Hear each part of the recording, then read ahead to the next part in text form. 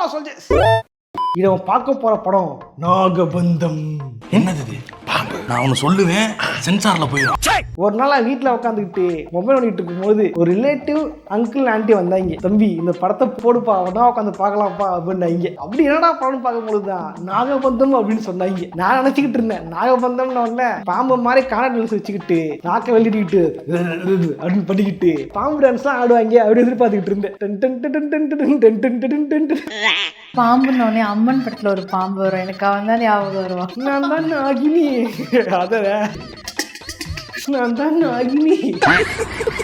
அவன் பண்ண பர்ஃபார்மன்ஸ் கூட இதுல யாரும் பண்ணல. பட் இந்த படத்துல பாத்தீங்க அப்படின்னா நான் எதிர்பார்த்ததை விட ரொம்ப கேவலமா கிரிஞ்சு அடிச்சு வச்சிருக்கீங்க. இந்த படம் பார்த்துட்டு 2 நாளா தலைவி. இந்த கோவத்தை அந்த படம் எடுத்த மேல காட்டுறதா, இந்த படம் பார்க்க சொன்ன அங்கிள் ஆண்டி மேல காட்டுறதா அப்படின்னு எதுவும் தெரியாம டயர் தேசம் எப்படி படுத்துட்டேன்.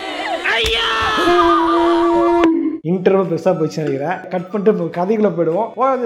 லைக் பண்ணீங்க ஓரவசர போயிடலாம். நான் கந்தசாமி, இந்த ஷோ கலை கந்தசாமி.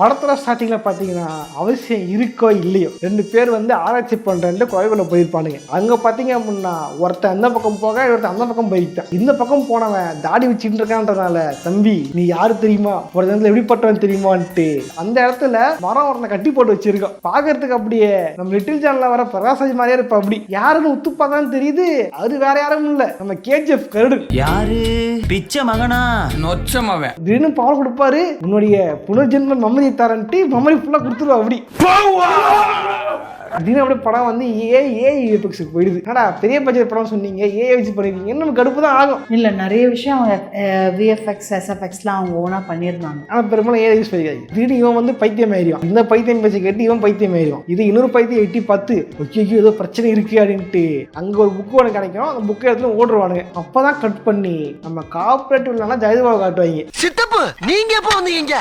எல்லா படத்தையும் போட்டு வர்றது வேற ஏதாவது கேட்டறத பண்ணுங்களேன். பெத்தி நல்லா தானே பண்ணீங்க, அது என்னமோ தெரியல. பெத்தி இப்ப நல்லா இருக்குன்னு சொன்னேன், அந்த வீடியோவும் ஓடல, யாரும் கண்டுக்கவும் இல்லை. என்னை கண்டுக்கிறது இல்லையா, அவாய்ட் பண்றாங்களா? ஜெகதி பாபு தான் ஆல்ரெடி இந்த மாதிரி ஒரு நாகபந்தம் ஒன்று இருக்கு, அதை ஆராய்ச்சி பண்ணிட்டு இருக்கேன் அப்படின்னு சொல்லிப்பா. அப்படி அவன்கிட்ட எடுத்து கொடுத்துருப்பான். இந்த புக்கை தூக்கிட்டு வந்தவன் என்னாச்சு ஷாக்காமா. அப்பதான் பிரைம் மினிஸ்டர் பார்ப்பாங்க, சார் இது நாகபந்தம் சார், உங்களுடைய பொக்கிஷம் இருக்கு சார், இந்தியாவில் மறைஞ்சு போன பொக்கிஷம்லாம் இருக்கு சார் அப்படின்னு சொல்லுவாங்க. தம்பி சாலனா சாப்பிட்டு சாயங்காலம் வா அப்படின்ட்டு தலைவன் அமுச்சு விட்டுருவாங்க. தலைவன் அங்கிருந்து சர்ச்சைக்கு போ. அப்படி இவன் பார்த்தா வெள்ளக்காரனா இருப்பான், அவன் பொன்னாடி பார்த்தா இந்திய பொண்ணு மாதிரி இருக்கும். எங்கே ஏடா விடமா மிஸ்டேக் ஆகிது.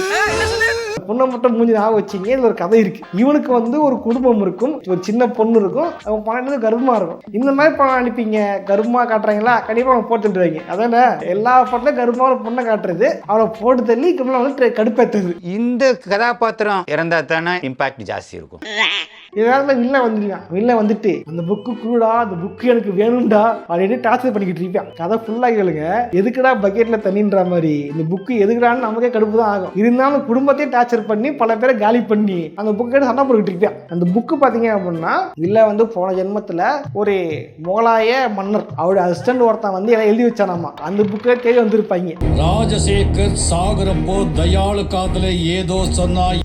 என்னடா இன்னும் ஹீரோவை காட்டணும் போதான். இப்ப இந்த ஃபேமிலி அடிபட்டுருச்சா, இந்த பொண்ணு இங்க இருக்கா, இப்ப கட் பண்ண அர்த்தம் இந்த வயிற்றுல இருக்கிற குழந்தை தான் ஹீரோவா வரும் அப்படின்னு அர்த்தம். அதன்படி பார்த்தீங்கன்னா கட் பண்ணி கிராமத்துல காட்டுவாங்க. கிராமத்துல அண்ணன் தங்கச்சி இருப்பாங்க. அது அண்ணன் தான் ஹீரோ. அப்ப சொல்லுவாங்க அண்ணன் அனாதை பையன், எங்க இருந்து வந்தவன், குழந்தை எங்க இருந்தா வந்துச்சு, அதை எடுத்து வளர்க்குறாங்க அப்படின்னு. குப்பத்தூர்ல இருந்து எடுத்து வளர்த்தோம்ல அனாதை பையனா நீயே.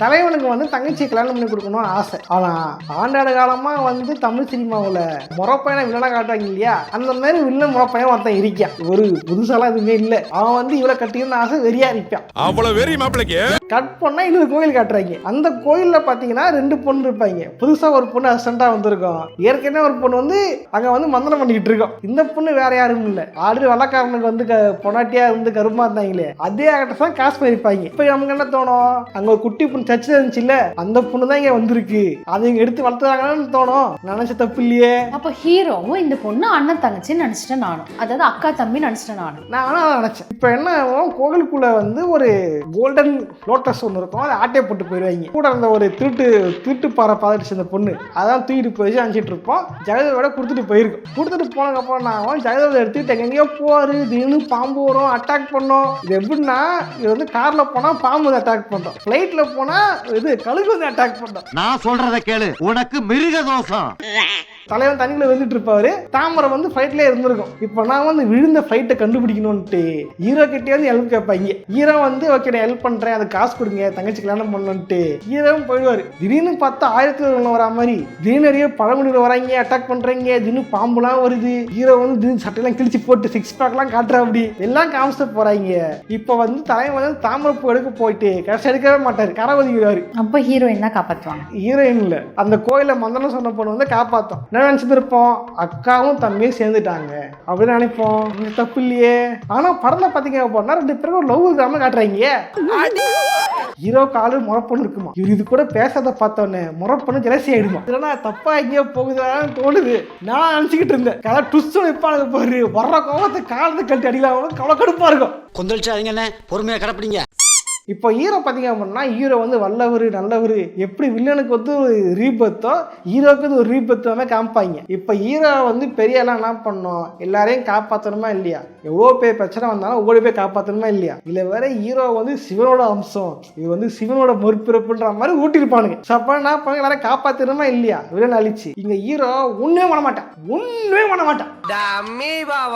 இப்போ என்ன அவன் தங்கச்சி கல்யாணம் நடக்கும் பொழுது வில்லன் குரூப் வந்து கொலை பண்ண வந்திருக்கும். தாமரப்பு இவங்க தான் இருக்குது நினைச்சிட்டு கொலை பண்ண வந்திருக்கும். அவனோட மங்கினிங்க எங்க இருக்கு ஏது இருக்குன்னு தெரியாம சண்டை பண்ண வந்திருப்பாடுங்க.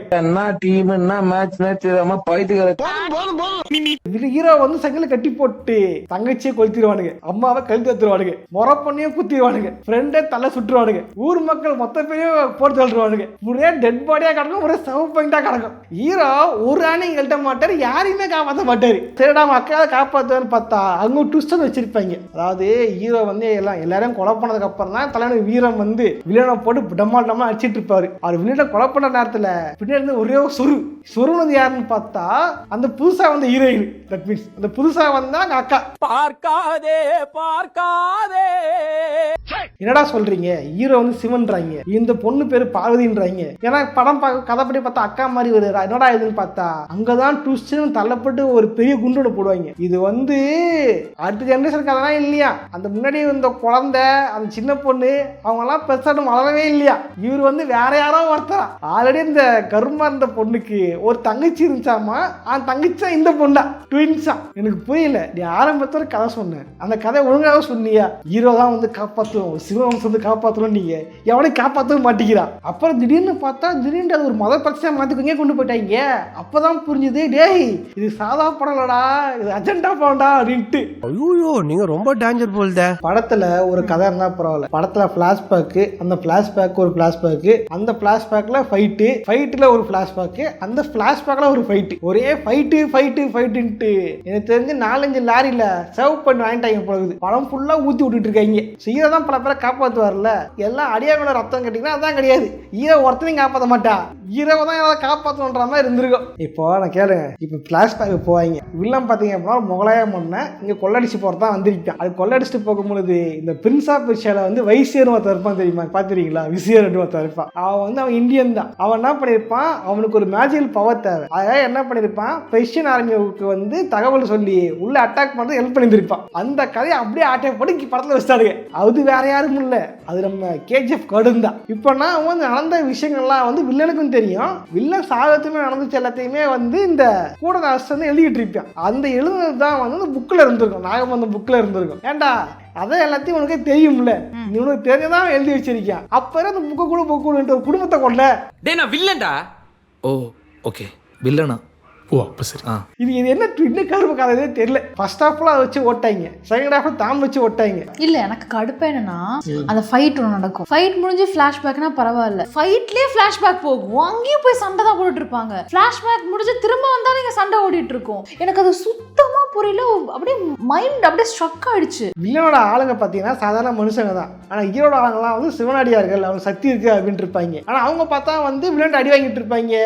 ஹீரோ பயங்கர பவர்ஃபுல் வாங்க, அவர் பார்த்தா குத்து வாங்கிட்டு இருப்பாரு. இது என்ன கதை? இது எனக்கு புரியல. ஒரு கேரக்டரை காட்டுறீங்க அப்படின்னா அந்த கேரக்டர் வந்து பவர்ஃபுல்லாக காட்டணும். அந்த கேரக்டர் டம்மி அடி வாங்கிருச்சு, அதுவும் சாதா ஹியூமன்ஸ் அடி வாங்கிருச்சு அப்படின்னா இது கேட்க கடுப்பு தான் ஆகுது. ஃபிளாஷ்பேக் போயிட்டு ஒரு 5 நிமிஷம் வந்துட்டா பரவாயில்ல, அதை இழுக்கணுங்க 1/2 மணி நேரத்துக்கு. அந்த குட்டி பொண்ணு இது முன் ஜென்மம் இருக்குன்னு சொல்றாங்க, அந்த குட்டி கனெக்ஷன் இருக்குன்னு சொல்றாங்க.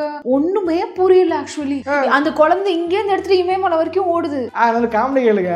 ஸ்ரீரங்கத்துல பெருமாள் கோயில தாமரைப்பூ இருந்திருக்கும். அந்த தாமரைப்பூ தான் ஒரு கீயா இருந்திருக்கும். அதை தேடிதான் வந்து இங்க வந்திருப்பாங்க. சின்ன பொண்ணு தான் இருக்கும். அந்த சின்ன பொண்ணு ரகசிய வீடு வந்து டிராவல் பண்ணிட்டு இருக்கோம். ஓகேவா? அது பார்த்தா சம்மந்தமே இல்லாம இமயமலை இருப்பாரு இப்ப ஹீரோ பிளாஷ்பேக்ல. ஓகே, அங்க போயிட்டு அப்படின்ட்டு அவர் மட்டும் காலி ஆயிடுமா. வில்லனா அடியெல்லாம் அடிச்சு ஓரமா நின்று இருப்பான், வாயை கொடுத்து மாட்டி அடி வாங்கி. இந்த படத்தை எல்லாருமே அப்படிதான். வில்லன் வந்து கவர்மெண்ட் இருப்பான், இவங்களா பேசி இவங்க அடியே செத்துருவானுங்க. ஜெகதி பாபு, அந்த குழந்தை, அப்புறம் தான் இந்த ஜெயதிபாபோட பொண்ணு, அப்புறம் வந்து கோயில் குருக்கள் ஈஸியா உள்ள ஒளிந்துறாங்க. கோயில் குருக்கள் சம்பந்தமே வெளியே வந்து வீரவசனம் பேச காலிடுவாரு. இந்த மாதிரி பாத்தீங்க அப்படின்னா ஏதோ மிஸ்ட்ரி படம் எடுக்கிறேன் அப்படின்ற பேர்ல எல்லாத்தையும் எடுத்து நம்ம கழுத்தை அறுத்துருப்பாங்க. நம்ம கேஜிஎஃப் கோடன் பாத்தீங்க அப்படின்னா பிளாஷ்பேக்ல வந்து அட்டாக் பண்ணுவாங்க, தலைவன் அங்கிருந்து கீழே விழுந்து வராமா. எனக்கு புரியல, இமயமெல்லாம் சண்டை நடக்கும் கரெக்டா. கிளைமேக்ஸ் ஃபைட்டு இமயமெல்லாம் நடக்கும். அங்கிருந்தா வந்து கீழே விழுந்திருப்பாரு நம்ம கருடன் கரெக்டா. இவங்க ஆராய்ச்சி பண்ண போவானுங்க, ஏதோ ஒரு குகைக்கு போவானுங்க. இமயமலை விழுந்தவன் எப்படி ஏதோ ஒரு குகைக்குள்ள இருக்கிற மரத்துக்கு கீழே இருப்பான். அது அவங்க டெலிபோர்ட் ஆயிட்டான். இங்க ஜாமெண்ட்ரியே வேலை செய்யறா. என்னடா இது? எதுவுமே வேலை செய்ய மாட்டேங்கிறா. இது ஜியாகிரபி வேலை செய்ய மாட்டேங்குது, மேஜிக் ஒழுங்கா பட தெரியல, எவன் டாக்டர் மானே தெரியல. ஆனா எனக்கு இந்த இதெல்லாம் பிடிச்சிருந்துச்சு, விஎஃப்எக்ஸ் எல்லாம் அதுக்காக பார்க்கலாம். ஏஐ பண்ணா அப்படிதான் இருக்கும். பிகாஸ் எனக்கு இது மாதிரி கொஞ்சம் ஃபிக்ஷனல் ஃபேண்டசினா ரொம்ப பிடிக்கும். சாரி, நானே இனிஷியேட் எடுத்து தான் கேட்டே சொன்னேன். சரி அவங்க சொன்னாங்க நம்மளும் பார்க்கலான்ட்டு அப்புறம் நானே வாங்கி கட்டிக்கிட்டேன். இனிமேல் ஆண்டி ஏதாவது படம் கேட்பாங்க அப்புறம் இருக்குது. யாரெல்லாம் இதுக்கு மேலே படத்தை பத்தி பேச விரும்பல. வழக்கமா ஆக்சுவலி எனக்கு ஒரு டவுட், அந்த நாகபந்தம் அந்த டோருக்கு பின்னாடி என்ன இருக்கு அது சொல்லவே இல்லை. அங்கதான் ட்விஸ்ட். கட் பண்ணி பார்ட் 2ல வந்து பார்த்துக்கன்ட்டானுங்க. இவ்வளவு நேரம் பார்த்ததுல முடியலடா, இதுல பார்ட் வர போகணுன்றா நியாயமாடா இது. வழக்கமா எனக்கு இந்த தலை குளிச்சா தலை வலிக்கும். இந்த படம் பார்த்துட்டு தலை குளிக்காம சரியான வலி, என்னால முடியல, நான் பாட்டுன்னு ஆவி பிடிக்கிறேன், தைலம் தேய்க்கிறேன், நீ தூங்க முடியாம தூங்கி கஷ்டப்பட்டு நான் அந்த வலியை வந்து கடந்து. இந்த மாதிரி யாரெல்லாம் வந்து மனவலியில இருந்தீங்கன்றத கமெண்ட் பண்ணுங்க. அது தலைவலி இல்ல, இது தலைவலி. அந்த படம் பார்த்தா ஏற்பட்ட மனவலி. ஹாஸ்பிட்டலுக்கு போனால ஏற்படுது பணவலி. ஓடிடில படம் ஃப்ரீயா இருக்கேன்ட்டு இந்த மாதிரி படங்களை பார்த்து மனசை கெடுத்துக்காதீங்க. அதுதான் இந்த ரோஸ்ட்லாம் போடுறது. சப்போர்ட் பண்ணுங்க, லைக் சப்ஸ்கிரைப் பண்ணுங்க. நீங்க சப்போர்ட் பண்ணீங்க அப்படின்னா தொடர்ந்து இந்த மாதிரி நிறைய ரோஸ்ட் போடலாம். ஓகே, இதே மாதிரியான இன்னொரு சுவாரஸ்யமான சந்திக்கிறேன். பாய்.